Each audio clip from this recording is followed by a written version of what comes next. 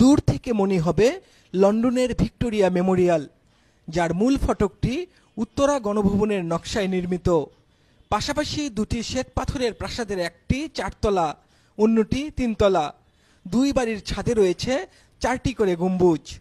প্রথম ইউনিটের বড় দরজা দিয়ে প্রবেশের পর বিরাট হলরুম, যেখানে অনায়াসেই শতাধিক অতিথি নিয়ে যে কোনো জাঁকজমক অনুষ্ঠানের আয়োজন করা সম্ভব। আর দোতলার সুপরিসর ঘরগুলো যেন 5 স্টার হোটেলের বিলাসবহুল লাউঞ্জ।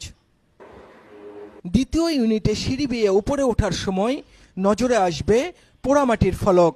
প্রতিটি ফলকে প্রাচীন ইতিহাসের চিত্র ফুটিয়ে তোলা হয়েছে। কাঠের জানালা দরজা সহ প্রতিটি কাজেই প্রাচীন নকশায় তৈরি। অনেক দামি কাঠ ব্যবহার হয়েছে এসব কাজে। দেওয়ালের পরতে পরতে নকশা, শ্বেত পাথরও আনা হয়েছে বিদেশ থেকে। প্রত্যেকটা রুমেই মনে করেন রাজপ্রাসাদের মতো এমন সৌন্দর্য দেখা গেছে, মানে একটা সিনেমা যেরকম আর কি কাজকর্ম সেরকম একবারে অবিকল মনে করেন এই সৌন্দর্যটা ধরে রাখছে। আমরা এই গ্রামের ভেতর এই রাজপ্রাসাদটা দেখে অনেক সৌন্দর্য মনে করি। রাজমিস্ত্রি, টাইলস মিস্ত্রি, আপনার ওই যে ফার্নিচার মিস্ত্রি, এরা বিভিন্ন ডিস্ট্রিক্ট থেকে আসছিল এনারা।